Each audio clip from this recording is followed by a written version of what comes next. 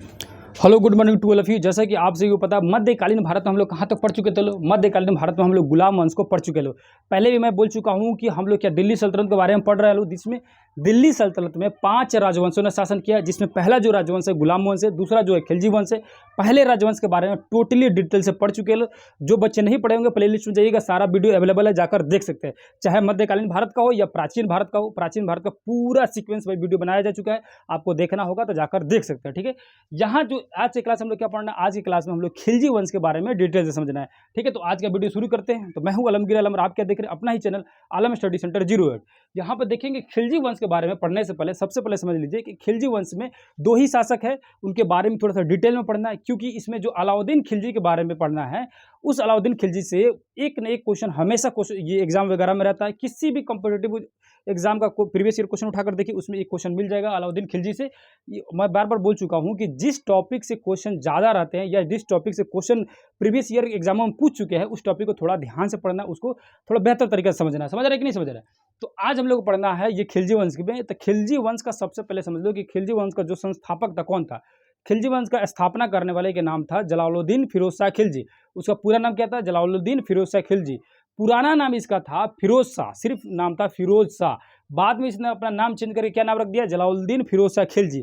इसने किसके बाद आया? तो गुलाम वंश का अंतिम शासक क्यूमर्स था। क्या नाम था? क्यूमर्स।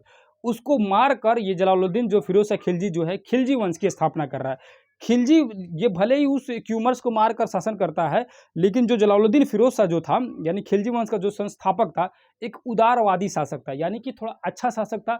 जनता और इसके बीच में थोड़ा कनेक्शन जो था बेहतर तरीका से था, ये लोगों को थोड़ा ज़्यादा मानता था। लेकिन इसका एक भतीजा था, उस भतीजे का नाम था अलाउद्दीन खिलजी। वो थोड़ा कुछ डिफरेंट टाइप का था, वो पूरी तरह से डिफरेंट था। वो अपने आप को बहुत ज़्यादा घमंडी था और बहुत ज़्यादा अपने आप को तिस्मार खान समझता था, समझ लो। अपने आप को बहुत ज़्यादा तेज समझता था। कौन था? अलाउद्दीन खिलजी। किसका भतीजा था? जलालुद्दीन फिरोज शाह खिलजी का भतीजा था। अब जलालुद्दीन फिरोज शाह खिलजी कितना दिन तक शासन करते हैं?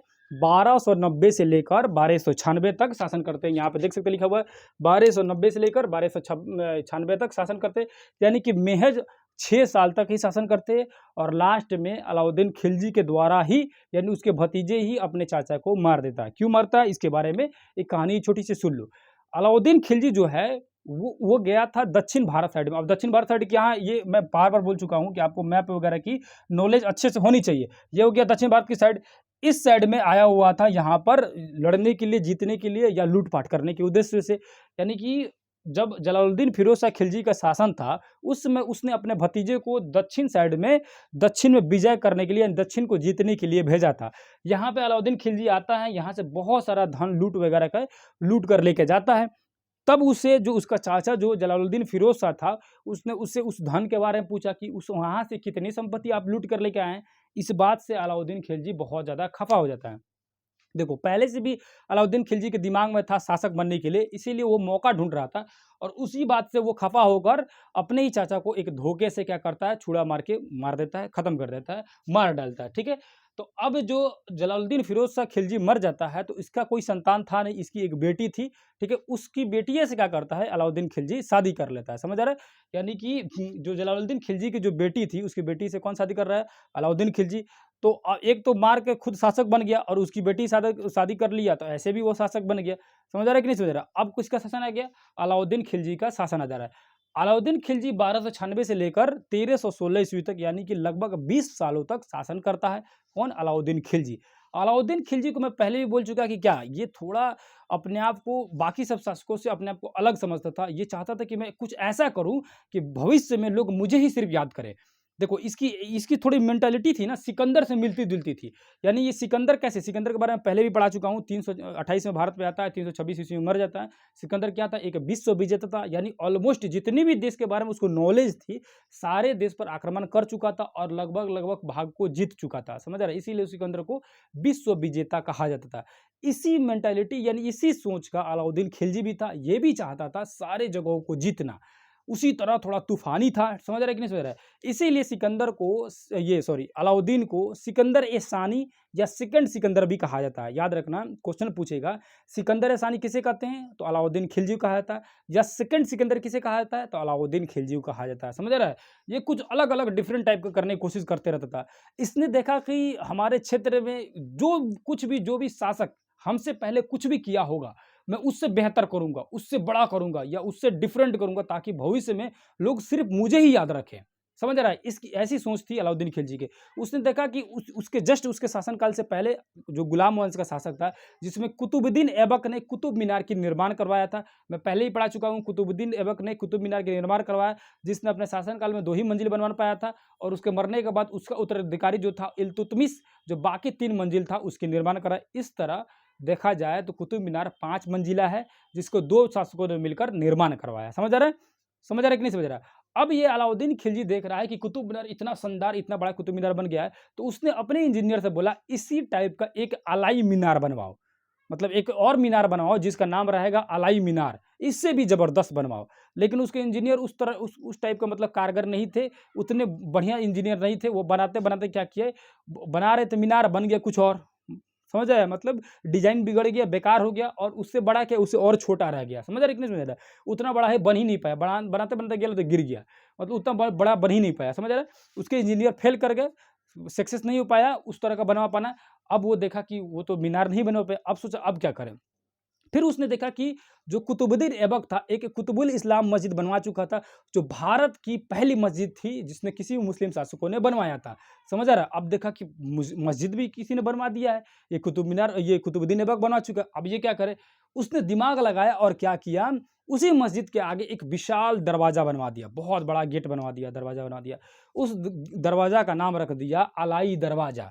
उसने क्या बोला कि लोग भले ही मस्जिद में जाएंगे तो गेटवे से ना होके जाएंगे जी, दरवाजे से होके जाएंगे ना, ऐसे थोड़े चल जाएंगे। तो जब दरवाजा से होके जाएंगे तो सबसे पहले मेरा दरवाजा को देखेंगे, उसके बाद ना भले अंदर मस्जिद में जाएंगे तो सोचेंगे कि ये मस्जिद जो है कुतुबुद्दीन ऐबक के द्वारा बनवाया गया है। लेकिन पहले तो लोग मेरा नाम रखेगा कि ये जो गेट है, इतना सुंदर जो गेट है, ये तो अलाउद्दीन खिलजी बनवाया है। तो यही सब वो चाहता था करने के लिए, क्योंकि मैं ऐसा कुछ करूं कि बाकी सभी शासकों को लोग याद नहीं रखे, मुझे सिर्फ याद रखे, या मेरा नाम ज़्यादा हो। थोड़ा बोल सकते हैं तो थोड़ा सा जलन उसके अंदर रहती थी बाकी सभी शासकों के प्रति, या वो जलता था कि कोई मुझसे आगे ना निकल जाए, मैं ही बेस्ट करूँ। समझ रहे कि नहीं समझ रहे? बहुत ज़्यादा एटीट्यूड वाला ये शासक था अलाउद्दीन खिलजी। अब ये पद्मावत मूवी वगैरह देखे होंगे, उसमें देखे भी होंगे, थोड़ा क्रूर टाइप का और राक्षस वाला फेस भी उसको बनाया गया। ये रणवीर सिंह जो इसका किरदार निभाया है, जो बच्चे नहीं देखे होंगे जाकर देख लेंगे, पद्मावत मूवी में ये है, ठीक है। इसको अब दिखाया गया है थोड़ा सा और इसको, और एक्चुअली में जिस टाइप का था उस टाइप को इसको दिखाया गया है, रियली में वैसे ही था वो, ठीक है। अब इसने और बहुत सारी व्यवस्थाएं शुरू की, एक बाजार प्रणाली व्यवस्था शुरू किया, घोड़े दागने की व्यवस्था शुरू किया। ये क्वेश्चन खड़े खड़े पूछ देता है, इसको एकदम रट जाओ। बाजार प्रणाली की व्यवस्था किसने शुरू किया? अलाउद्दीन खिलजी ने। घोड़े दागने की व्यवस्था किसने शुरू किया? अलाउद्दीन खिलजी ने। ये सब क्या चीजें हैं? ये क्वेश्चन जो है बहुत मोस्ट इंपॉर्टेंट क्वेश्चन है, जो एग्जाम वगैरह में बहुत एकदम सीधे सीधे आ जाते हैं। अब ये घोड़े दागने की व्यवस्था किस प्रकार की व्यवस्था है? देखो, अलाउद्दीन खिलजी चाहता था ना कि मेरे घोड़ा जो है ना किसी भी क्षेत्र में जाए तो लोग जाने कि अलाउद्दीन खिलजी का घोड़ा है, या कोई और अपनी घोड़ा मेरे घोड़े के अंदर में मिला नहीं सके। तो उसने क्या किया, एक घोड़े दागने की व्यवस्था शुरू की। अब घोड़े दागने की मतलब क्या है? जैसे आजकल के देखते हैं लौंडे बच्चे वगैरह जो टैटू वगैरह बनाते हैं, टैटू बाइसेप बनवा लिया, हाथ पैर बनवा लिया, विचित्र विचित्र जगहों पर टैटू बनवा लेते हैं, बहुत सारे बच्चे बनवाते हैं, ठीक है। सब कोई बनवा रहा है, स्टूडेंट मतलब छात्र छात्राएं सब ये टैटू के चक्कर में लग चुके हैं, ठीक है, जो बहुत ही बकवास टाइप का लगता है। मुझे लगता है बहुत सारे बच्चे बनाए होंगे, तो अपनी अपनी पसंद है।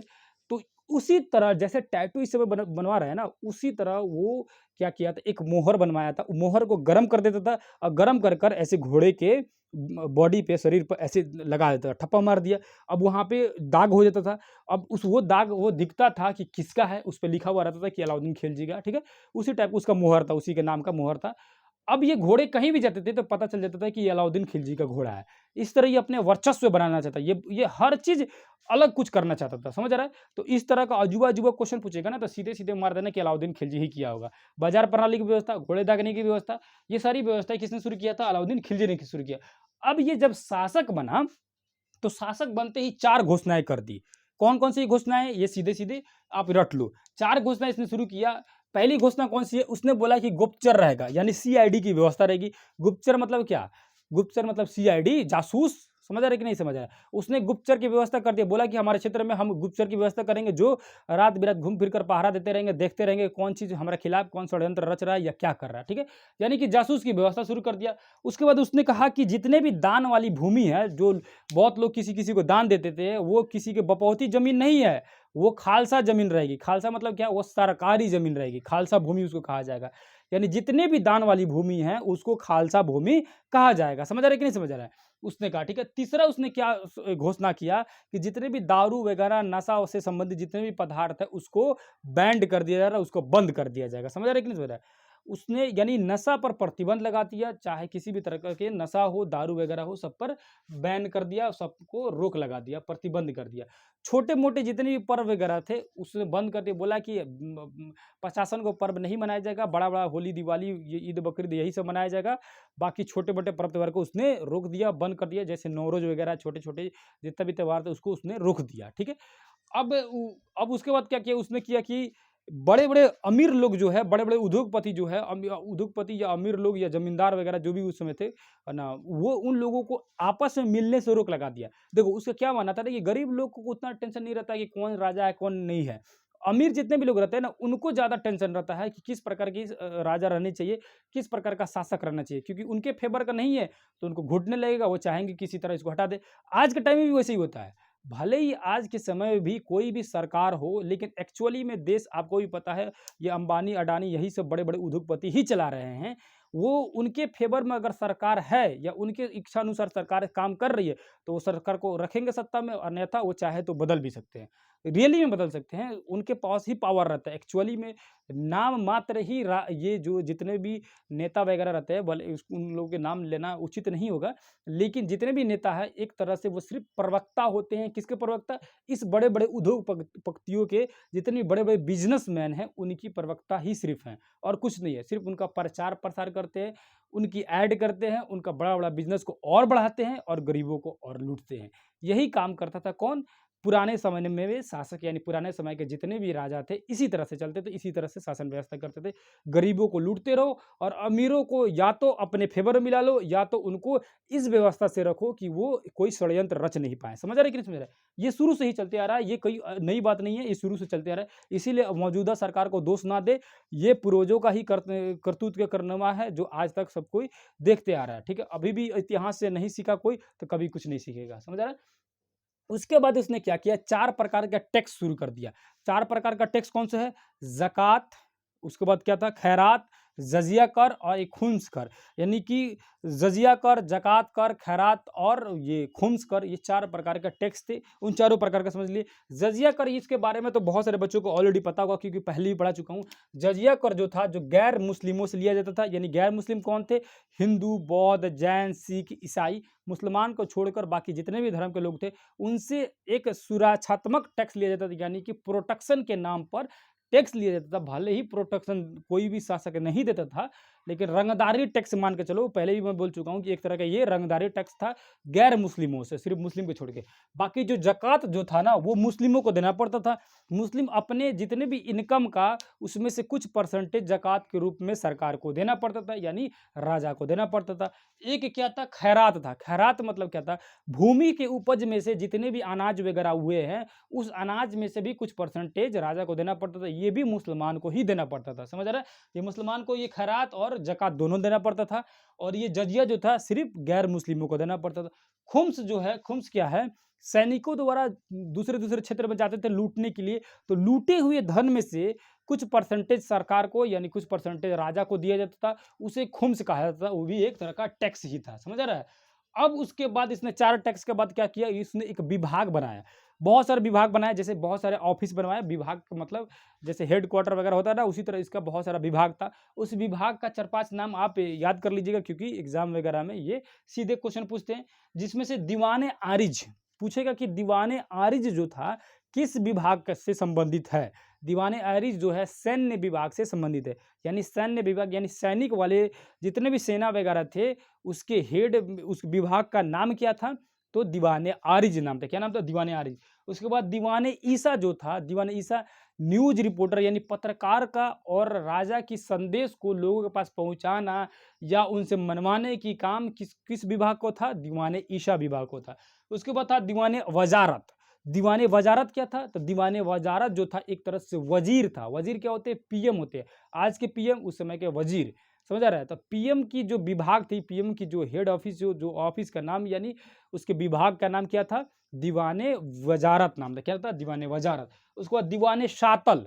सातल जो था यानी कि तल, इस तल से ऊपर जाना है, ठीक है? सातों आसमान में, याद रखिए सातों आसमान, ये सातल मतलब विदेश विदेशी नीतियों के बारे में समझना, साथ ही साथ धार्मिक मामलों पर विश्लेषण करना, यानी धार्मिक मामले का विभाग और विदेशी विभाग ये किसके अंडर में आता था?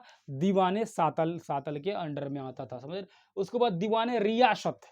दीवाने रियासत में क्या था? बाजार नियंत्रण प्रणाली की व्यवस्था जिस विभाग को सौंपी गई थी उस विभाग का नाम था दीवाने, क्या नाम था? दीवाने रियासत नाम था। समझ आ रहा है कि नहीं समझ आ रहा है? दीवान, ये 4 जो 5 जो जितने भी विभाग है उसको रट लेंगे। पहला विभाग क्या है? दीवाने आरिज, सैन्य विभाग। उसके बाद दीवाने ईसा, पत्रकारिता विभाग और राजा की बात को मनवाने वाली विभाग। दीवाने वजारत, वजीर या पीएम का विभाग। दीवाने शातल, विदेशी मामले और धार्मिक मामले को के विभाग को दीवाने शातल कहा जाता था। और दीवाने रियासत यानी बाजार नियंत्रण प्रणाली वाले विभाग को क्या कहा जाता था? दीवाने रियासत कहा जाता था। ठीक है, इतना जो है खिलजी वंश के बारे में पढ़ लिया। अब बच गया क्या हम लोग को? जो अलाउद्दीन खिलजी के द्वारा जितने भी क्षेत्रों में सैन्य अभ्यास किया गया या जिन जिन क्षेत्रों पर आक्रमण किया उसके बारे में डिटेल से पढ़ लेंगे, जिसमें एक आएगा ये पद्मावती पर जो उस क्षेत्र में गया था आक्रमण करने के लिए, उसके बारे में वो भी कहानी आएगा, उसको भी देख लेंगे लोग। मलिक कफूर को जहाँ से उठा के लेके आया दक्षिण भारत साइड से, उसके बारे में भी पढ़ लेंगे लोग, कब गया, क्यों लाया, कैसे लाया। ये मलिक कफूर एक तरह से हिजड़ा था यानी कि ट्रांसजेंडर था। ठीक है, वो सब चीज़ नेक्स्ट वीडियो में आएगा, उसको समझ लीजिएगा। यानी कि जो अलाउद्दीन खिलजी का सैन्य अभ्यास बच गया और बाकी इसके 4 जो सेनापति थे, एक का नाम था जफर खान, नुसरत खान, उल्लू खान और मलिक कफूर। यानी कि कौन-कौन से हैं? जफर खान, नुसरत खान, उल्लू खान और मलिक कफूर जो है 4 इसके सेनापति थे। चारों सेनापति को किन-किन क्षेत्रों पर रखा था और ये क्या-क्या शासन वगैरह किए और मैंने कहाँ लूटपाट किए, कहाँ आक्रमण किए, किन क्षेत्रों को जीता, किन क्षेत्रों को हार गया, कौन मर गया, कौन बच गया, इन सभी के बारे में कल की वीडियो में, नेक्स्ट वीडियो में समझ लिया जाएगा। ठीक है, आज यहीं पर रखते हैं लोग, वीडियो बहुत ज़्यादा लंबा हो जाएगा, यहाँ तक समझ लीजिए और वीडियो कंटिन्यू देखते रहिए। जहाँ भी किसी भी तरह का अगर आपको दिक्कत लग रहा हो, कन्फ्यूजन लग रहा हो, कमेंट कर जरूर पूछ सकते हैं। और वीडियो अगर बेहतर लग रहा हो, समझ आ रहा हो, अगर मेरी पढ़ाई हुई चीज़ों को आप बेहतर तरीके से समझ पा रहे हैं, तभी जाकर आप चैनल को जरूर सब्सक्राइब कीजिए। और अगर बेहतर तरीके से समझ पा रहे हैं तो ज़्यादा से ज़्यादा बच्चों के पास शेयर जरूर कीजिए। फिर दूसरे किसी वीडियो में मिलेंगे, तब तक धन्यवाद, नमस्कार, अस्सलाम वालेकुम, जय हिंद, जय भारत।